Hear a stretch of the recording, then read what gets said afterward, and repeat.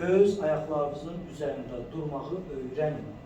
Bizim Azərbaycan cəmiyyətinin çox gözəl bir avantajı var sizin üçün. Siz Azərbaycanda bizim mentalitetdə ata himayəsində böyüyürsünüz. Çox gözəl bir şeydir. Atanın və qardaşın himayəsində full protectsiniz, yəni qorunursunuz və onun himayənin əlini böyüyürsünüz. Və gəlib bir yaşı satırsınız, təhsilinizlə bitirirsiniz. Eyni atanızla xarakterində gözəl bir xarakter sahibi insan tərəfindən ayrı olursa o insanlar, ondan sonra nəyinlə yaşayırsınız?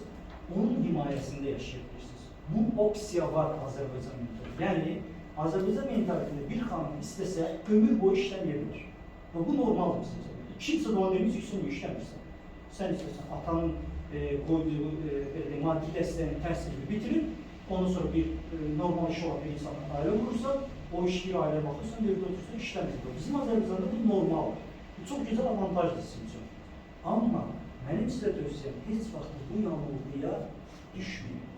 Mənim həyatımda kişi obrazı vardır. Mən həyatımın sığortalarını o mənə baxacaq. Qətiyyən bu eləməyin. Daim çalışın həyatda bir xanım olaraq öz ayaqlarınızın üstündə durmağı öyrənin. Və hər zaman özünüzə bu sualı verin. Həyatlarındakı o kişi obrazı kimdirsə, bir Allah eləməsi bir hadisə baş verəsin. O kişi obrazı həyatımdan çıxarsa, mən bu həyatda necə sağ qala bilərəm? Mənim dəyərim, gücüm bilirlər. Mən özümə nə qədər baxa bilərəm?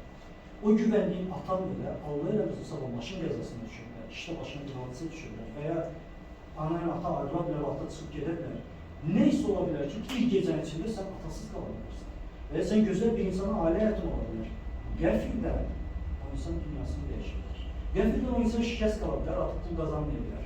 Qəfildən ən xoşbəxt ailə həyatını belə birdən o insandan boşanmalı ola bilərsən.